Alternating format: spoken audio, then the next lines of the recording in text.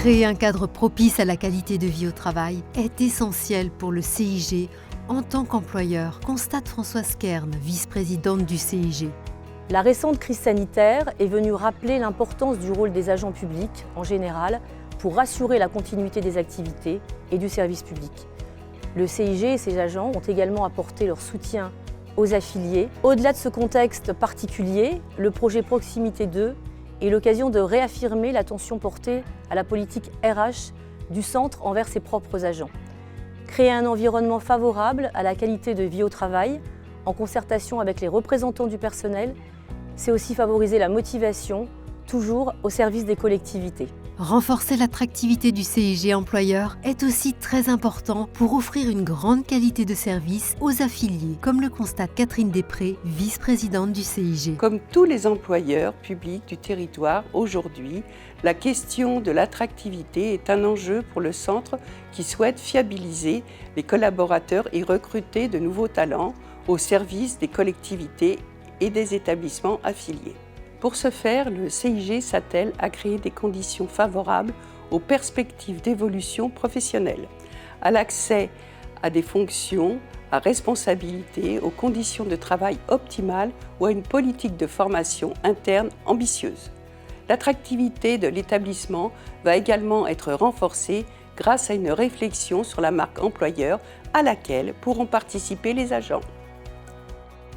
Sécuriser le cadre de nos activités quotidiennes est également essentiel. Tout au long de ce projet, le CIG veillera à étendre son expertise tout en assurant la continuité du service public. La culture de la prévention doit irriguer l'ensemble des interventions de l'établissement et de ses agents dans les domaines de la cybersécurité ou de la sécurisation juridique, par exemple. Il s'agit là d'un impératif pour assurer nos missions et maintenir notre capacité d'action. L'avant-dernière priorité est de mener une stratégie financière au service de notre projet, comme le constate Anthony Mangin, vice-président du CIG. Pour mener à bien les actions du centre, il est indispensable de disposer d'une stratégie financière cohérente, lisible et incitative. À l'image de la décision de baisser le taux de cotisation, cette stratégie doit garantir les intérêts des affiliés sans compromettre les capacités d'innovation et de développement des missions du CIG. Enfin, la mise en œuvre de la comptabilité analytique doit permettre au cours des prochaines années de mieux appréhender les coûts et proposer des choix éclairés au conseil d'administration. La dernière priorité est de favoriser l'appropriation de la démarche par une culture managériale commune.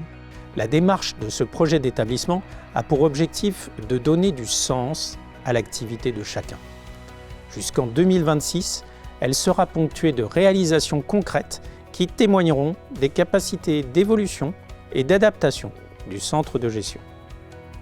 L'ambition est de décloisonner les directions de l'établissement, appelées à renforcer coopération et coordination.